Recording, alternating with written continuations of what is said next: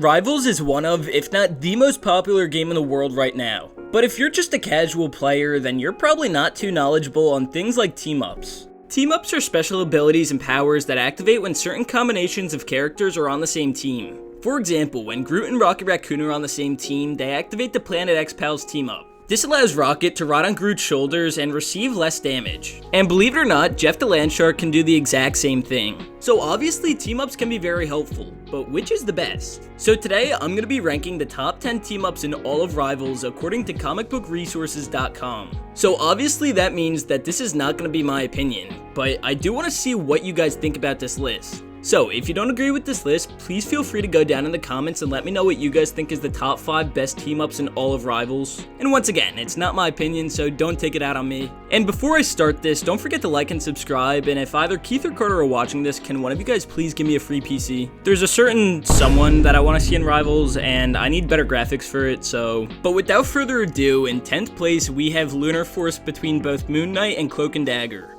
Basically what this ability does is it allows Cloak and Dagger to share their light and dark energy with Moon Knight. In turn, this allows Moon Knight to create and access a light and dark realm. When activated, this ability allows Moon Knight to become invisible and allow him to flee combat for about 6 seconds. But it's not only used for fleeing, because he can reposition himself for better vantage points or sneak up on his enemies for a perfect placed ultimate. This ability obviously buffs Moon Knight, but Cloak and Dagger also receives a 15% bonus to all healing they do when Moon Knight's on their team. And also, 6 seconds might not seem like a lot of time, but if used correctly, this team-up ability could be detrimental to the enemy team.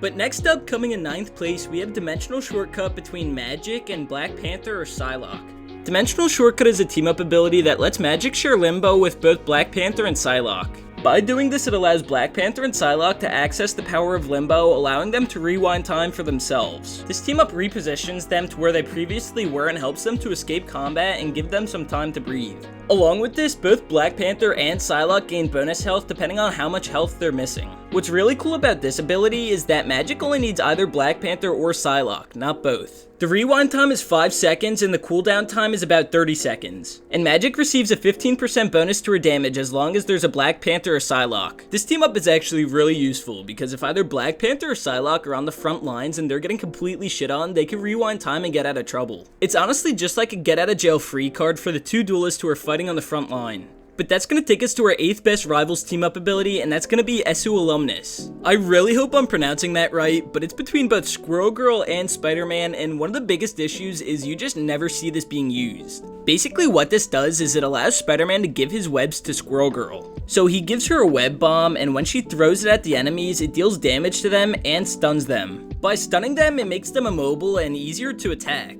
The bomb has a 20-second cooldown, a 4-meter radius, and deals 80 damage. The stunning effect lasts for 1 second, and Spider-Man receives a 10% damage boost. Honestly, the ability is really good, but as far as I've seen mainly in casual games, it's just not used very often. I can't really speak for competitive games, so don't quote me on that. Try! Okay, but anyways, that's gonna take us to 7th place, where we have Chilling Charisma between Luna Snow and either Namor or Jeff the Landshark. What this ability does is it allows Luna to infuse her ice powers with Namor or Jeff's water abilities. This pretty much allows them to use her ice to power up their own attacks. This helps to make Jeff and Namor more powerful as they now deal more damage due to the ice-infused abilities. For Namor, the cooldown's 20 seconds and it applies a negative 25% movement speed on the enemy. It also applies a slow duration of 1 second. On the other hand, for Jeff, the cooldown is 30 seconds and it applies a negative 15% movement speed with a 3-second slow duration. Honestly, it might seem underwhelming, but the damage that both these characters do because of this team up is absolutely crazy.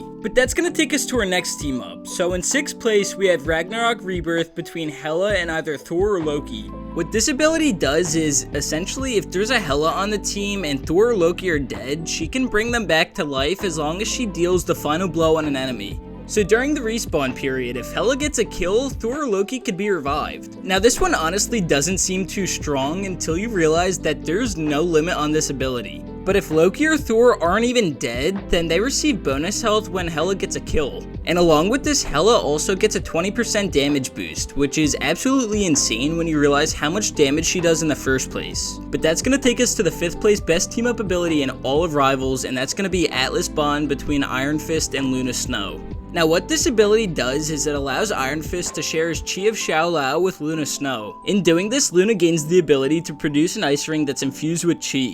When an enemy comes in contact with this ring, it not only deals damage but knocks them back and applies slowing effects. The ring has the ability to heal Luna's allies, and Iron Fist receives a 15% damage boost. The ring deals 25 damage, heals for 50, has a 10-meter radius, a 20% reduced movement speed on the enemies, and a slow rate duration of 2 seconds. It's honestly a very good ability, and it's something that I definitely wish I saw more often. But it's not rated as well as our 4th place finish, and that's going to be Gamma Charge between the Hulk and either Doctor Strange or Tony Stark. Gamma Charge allows the Hulk to share his gamma radiation to power up Iron Man and Doctor Strange's attacks. When Doctor Strange uses Maelstrom of Madness, it's infused with extra gamma radiation and it deals more damage, and this is the same thing with Iron Man's Armor Overdrive. And to go along with this, Hulk gains an extra 150 bonus health. Overall, this team-up ability is absolutely overpowered for Iron Man specifically, as his Armor Overdrive is overpowered even without the gamma radiation.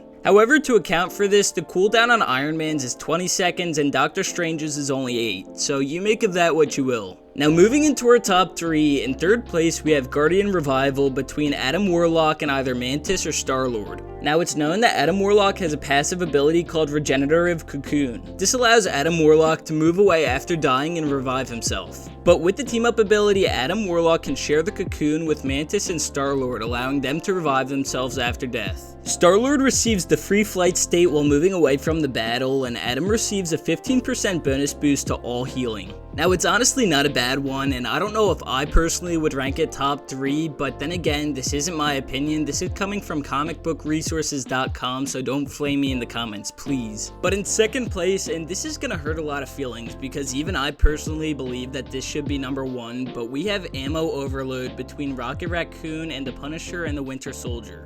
Now, when Rocket's on a team with the Punisher and or the Winter Soldier, he can deploy an ammo overload device onto the field. While standing in the range of the device, the Punisher and the Winter Soldier receive infinite ammo and faster firing. So, as if they weren't good enough, now they just shoot faster and can shoot forever basically.